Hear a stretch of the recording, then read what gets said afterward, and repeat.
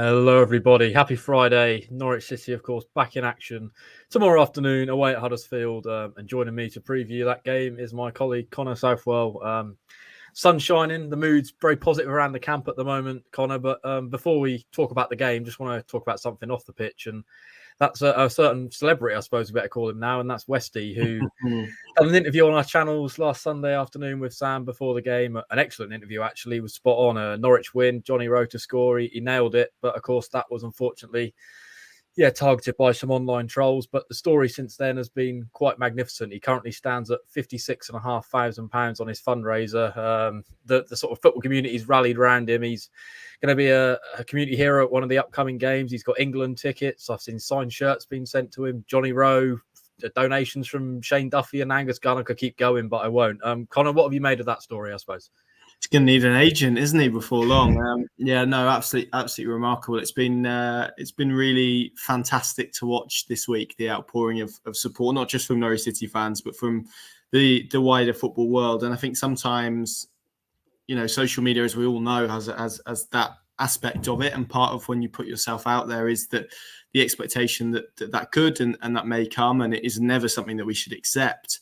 And it's never something that shouldn't be challenged. And it's been so wonderful because I think often, and it's been described to me sometimes when you do content and you put yourself in front of a camera like this, most people who enjoy it, or most people who watch it will watch it, and then they'll continue and go, oh yeah, I like that, and they'll continue about their day.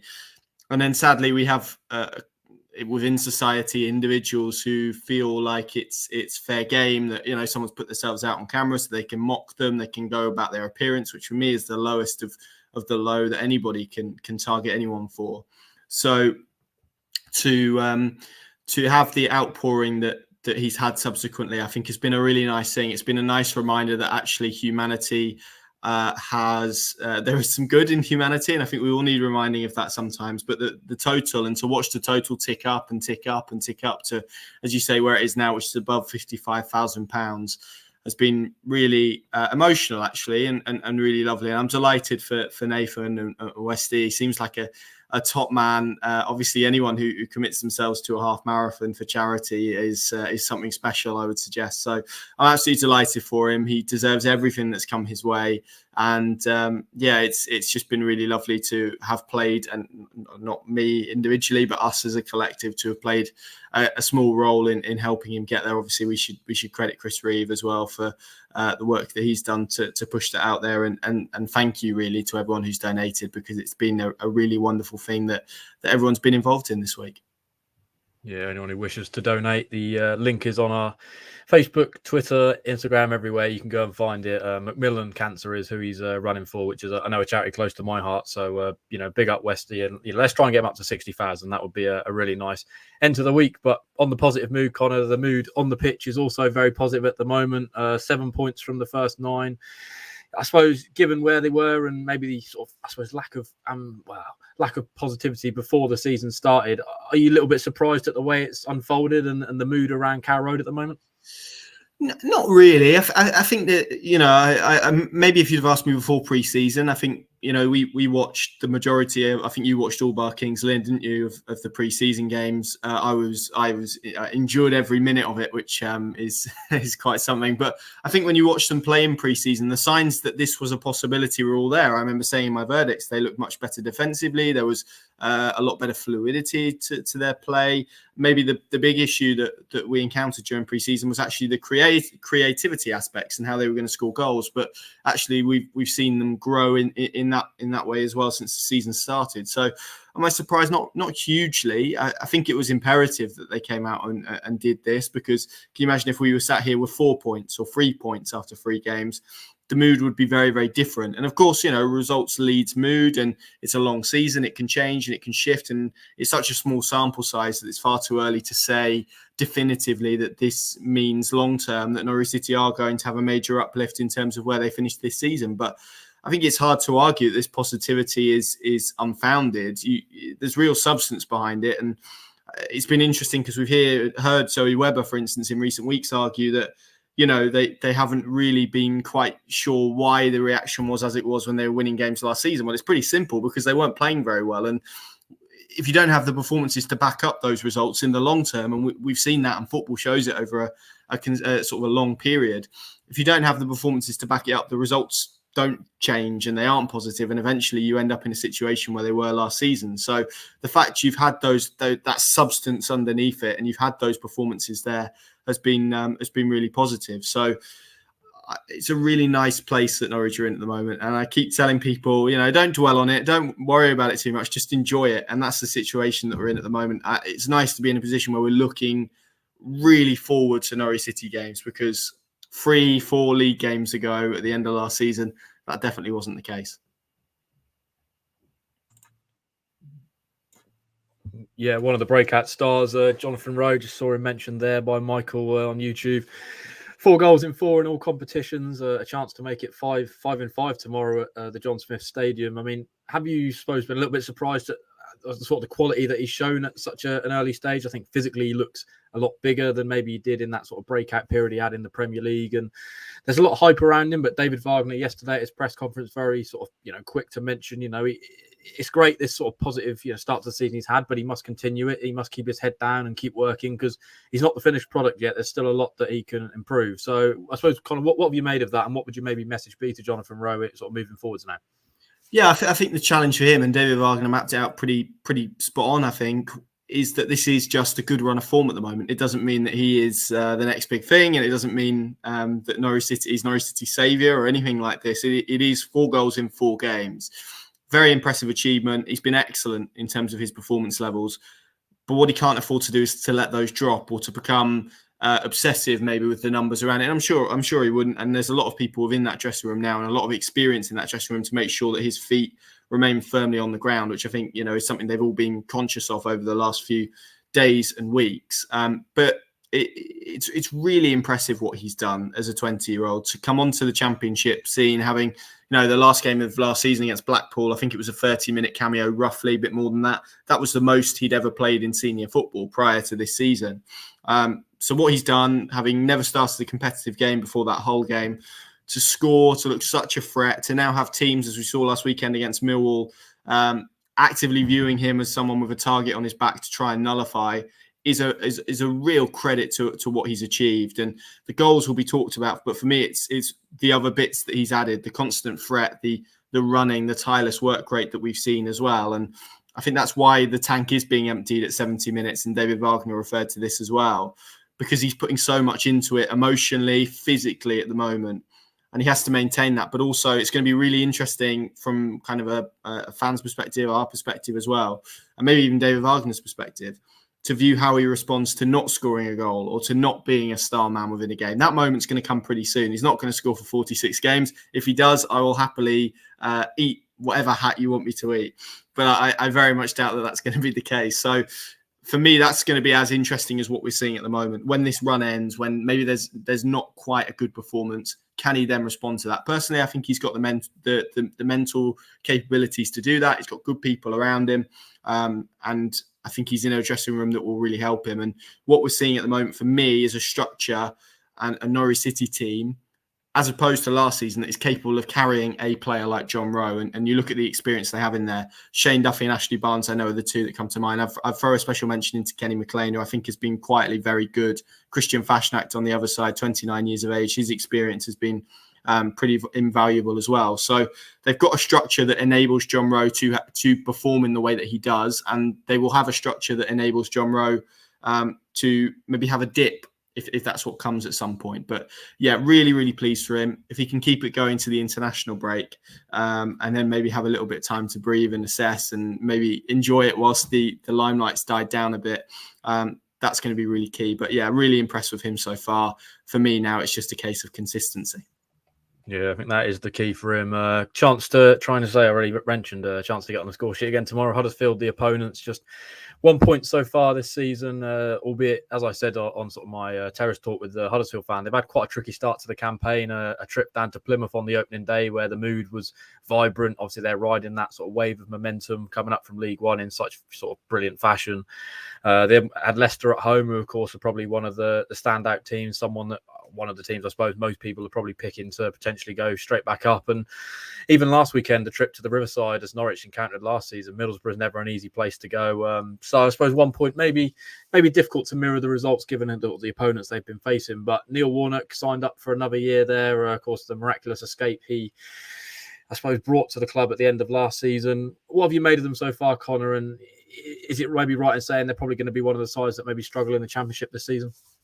Yeah, I think so. I think he's a really interesting one because for me, the question has been, and to be fair, I listened to a Championship podcast called Not the Top 20 who made this brilliant comparison comparing Neil Warnock with Ben Stokes, the England cricket captain, for the key reason that when there's a target there and you just need someone to go and hit a target, they become almost like unbreakable and unbeatable, and it's really difficult to kind of shake them on course. But when there's a standing start and everyone's kind of equal and maybe that target's a little bit more in the distance and it doesn't feel like the world's against them, it can be quite not difficult. But I think that's the key for me, is that motivation there to do it over a 46-game season. Is there the motivation there after what's going to be probably a really difficult start? I don't know. That's what he's going to have to answer. But it does feel like some of the magic and some of the sparkle that he brought to Huddersfield Town last season has kind of began to wear off a bit, with obviously the context that you've added about it being a very, very difficult start to the campaign, which it has been. I think as long as they keep him, they'll be okay and they'll be fine. And I think you have to look at his pedigree and his CV and what he's achieved. To argue against that, I think would be pretty difficult. I like Josh Koroma and Sorba Thomas that they have on either flank. I think that offers a real threat, particularly at this level, and will do on a consistent basis. Danny Ward is very capable and very experienced at this level. Someone Neil Warnock's worked with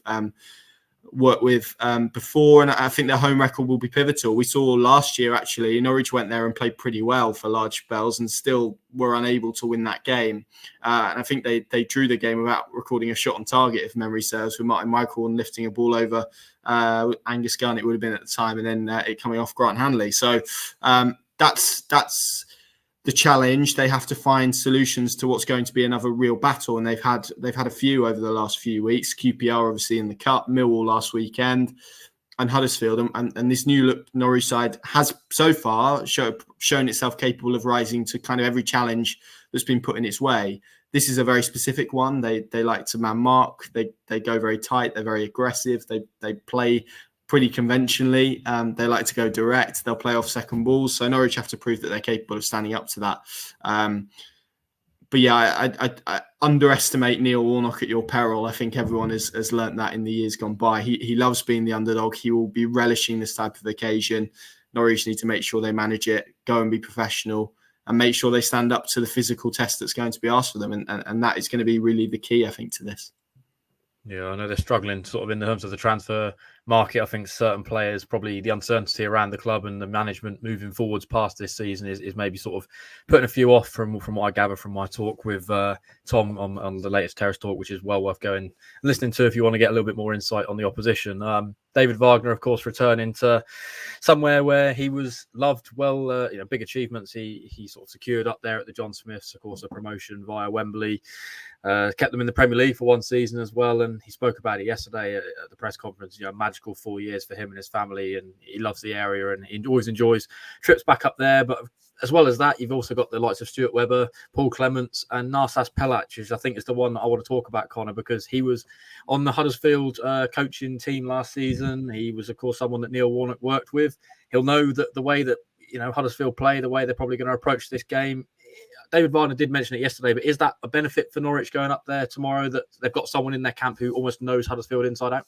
Yeah, absolutely it is. And it happens to be the person who's in charge of opposition analysis and the forming of game plans as well. So it's a pretty ideal person to have in a pretty ideal role for a pretty ideal game, you would suggest. And he will know all the intricacies of what Neil Warnock will be telling his players, how they will be pressing, how they will be executing that man-marking style. But it will also be acutely aware of what individual players are uncomfortable with. And this is where I see maybe the benefits coming, because from a system perspective, maybe it doesn't alter that much, but he will know what Sorba Thomas won't like, what Danny Ward won't like, what Jonathan Hogg won't like.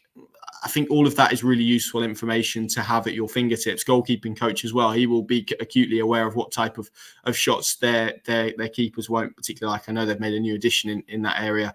I think it's Lee Nichols, isn't it? So it doesn't do any harm. I think there is a potential that you overthink it and you know too much at points and you try and do things a little bit too intricately. But I think we've seen from Narcis Palace, David Wagner, that they've managed to get the balance right so far in terms of that split between focusing on opposition, but also making sure that what they're trying to do comes across as well.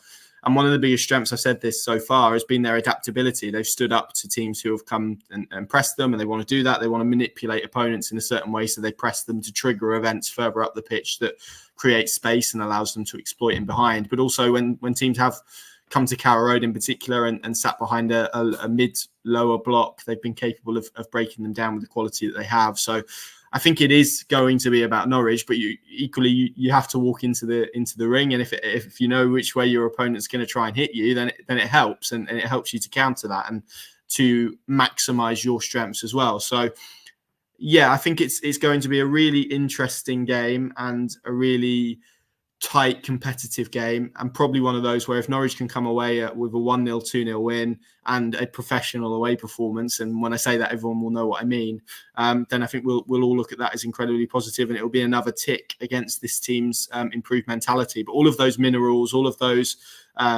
mental attributes that David Wagner wanted to inject into the group, they're going to be so important this weekend, I think.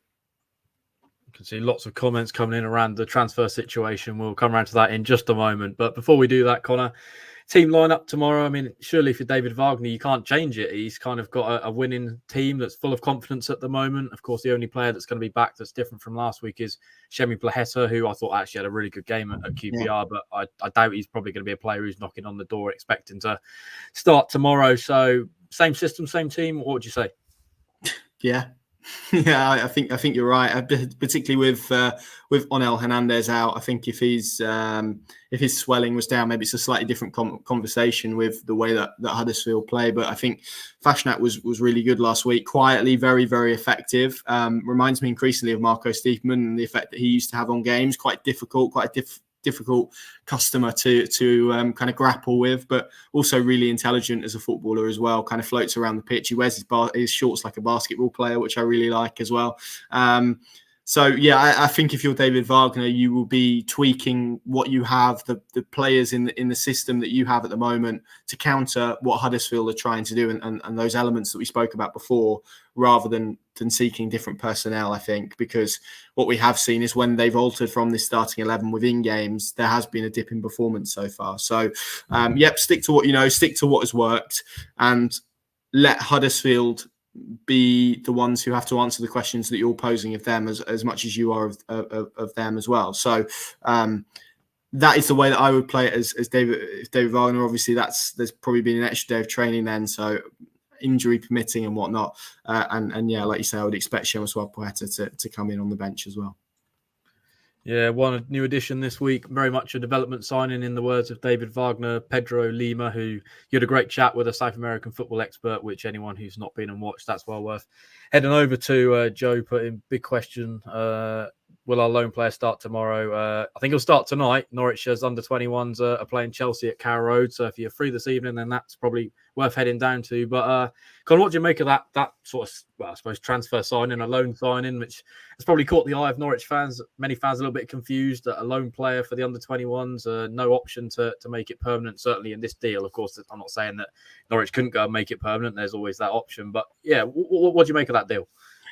Intriguing. I think, like everyone else, we were probably scratching our heads a little bit when the reports emerged from Brazil. But I think the more you piece it together, it's pretty clear, having spoken to people, that Norwich wanted an option in that deal. Palmeiras didn't. There's a reason for that. He was pretty close to moving to a Portuguese second-tier club. That would have been a loan with an option. And the backlash from their own support was so aggressive that it was enough to kind of pull the plug on the deal. So Palmeiras very much didn't want an option. Norwich did. You've always got two parties in this situation.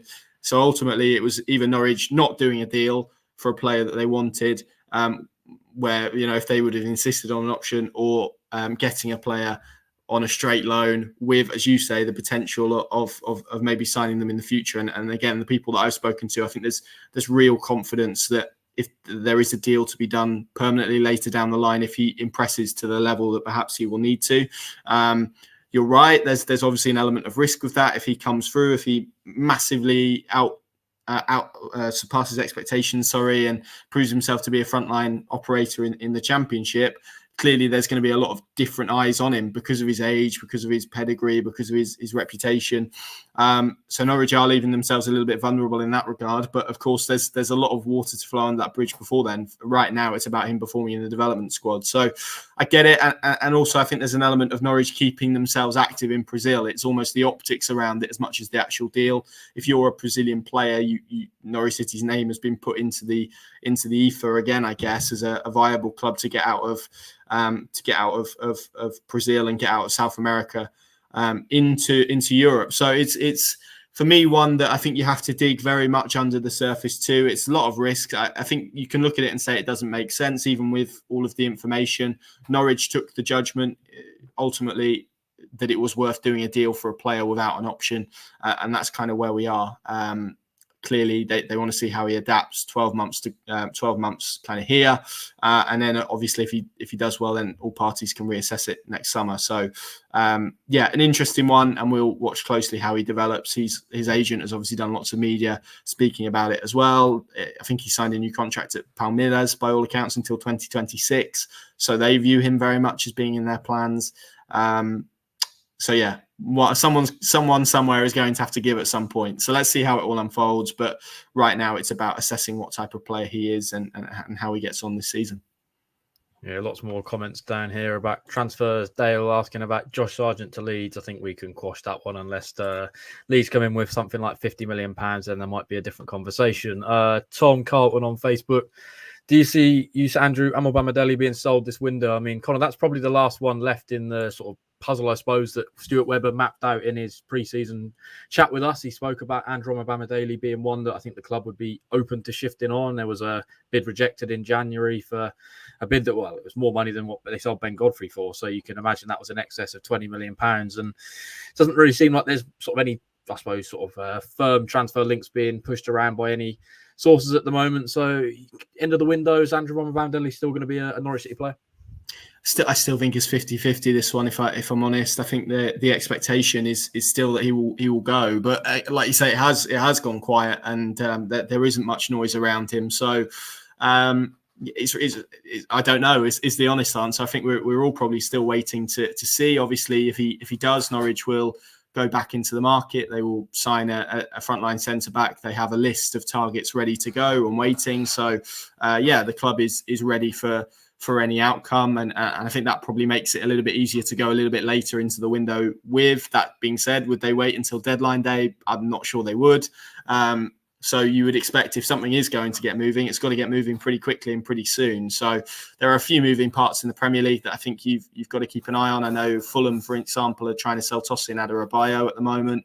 That clearly creates a vacancy there. I know he's been linked with Fulham in the past. Bournemouth as well have supposedly been suitors. So sometimes you need something to happen to trigger something else. But yeah, at the moment, with a week left to the window, it looks pretty likely that he's going to be remaining here. But you can never say never in the window. We know that, Norwich know that, and I think they'd still be very open to the phone ringing if that situation occurred. As would Andrew Amobamidele. Obviously, hasn't started any of Norwich City's 3 league games so far this season.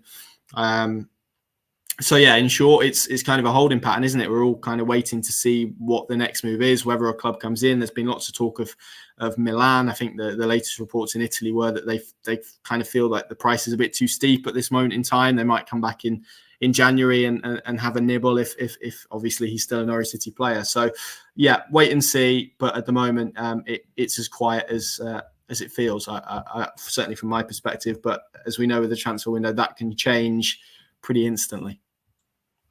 We'll answer a couple more questions before we get the all-important score predictions. Finley with a couple of questions here. Spring it or Plaheta to be loaned out. He also mentions Warner here as well. Any of those kind of, I suppose, fringe players, Connor, that you expect to be moving out of the Carrow Road door before the end of the window?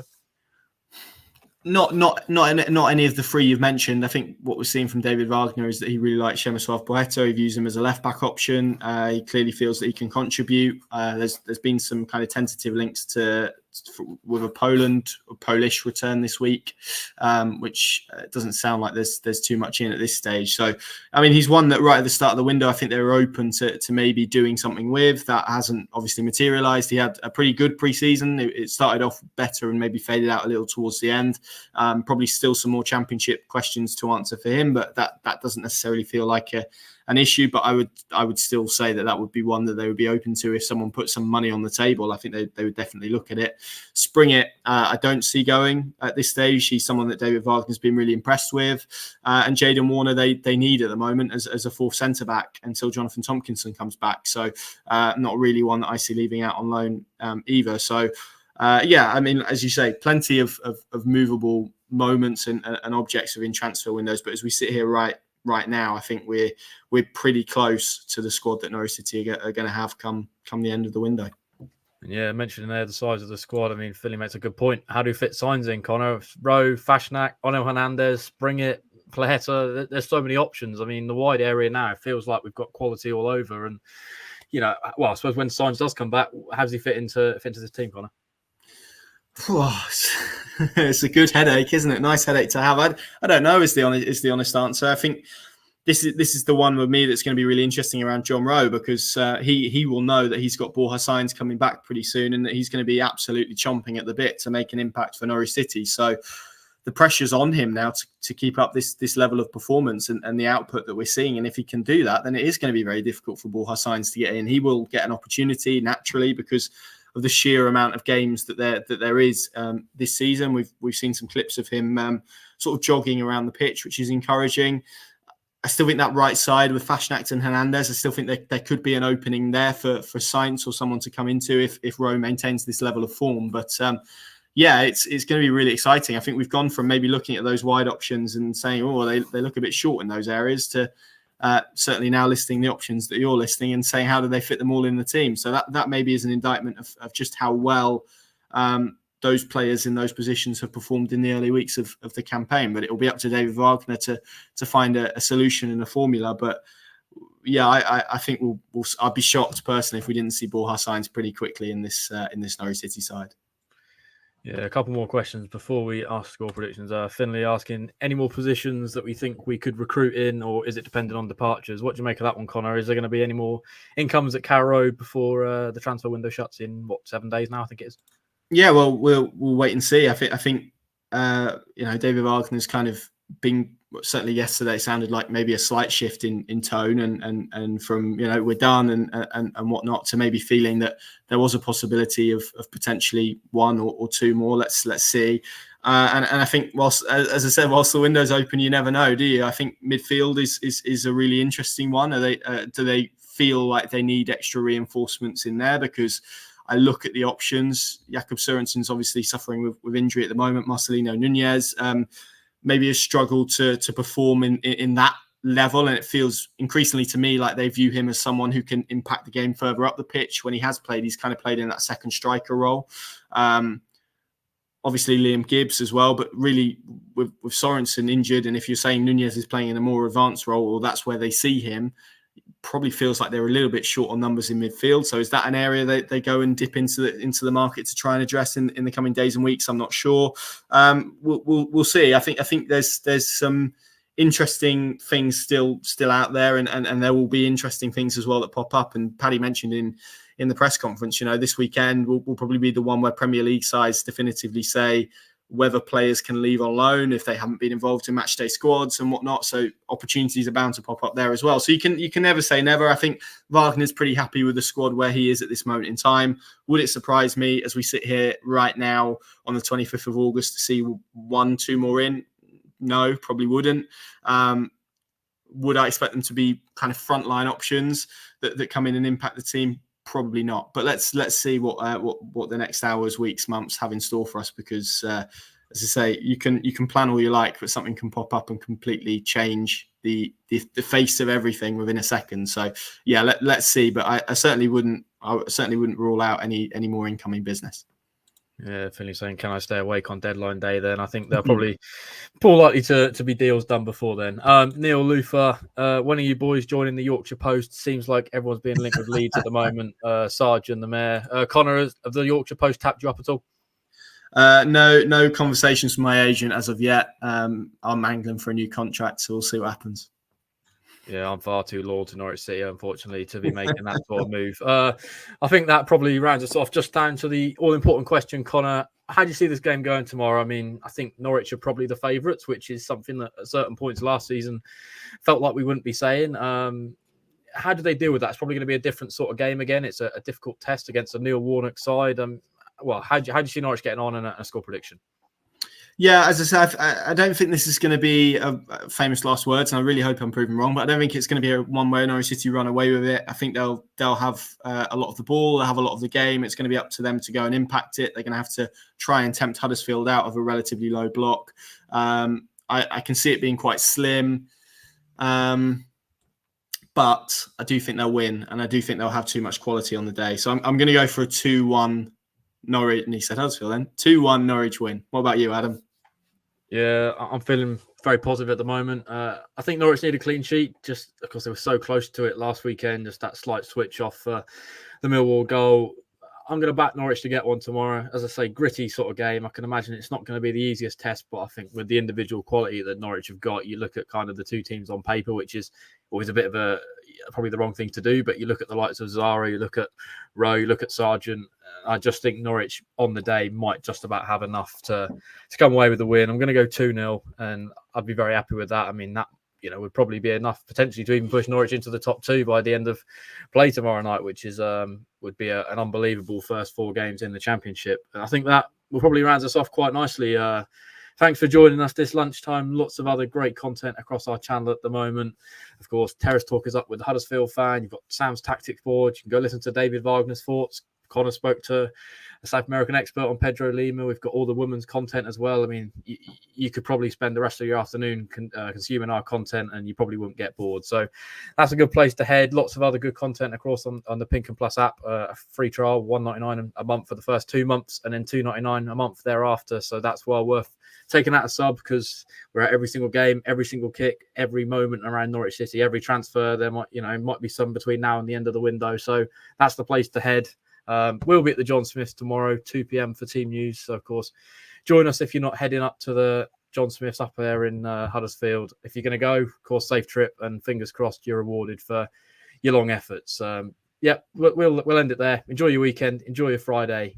And thanks for joining us.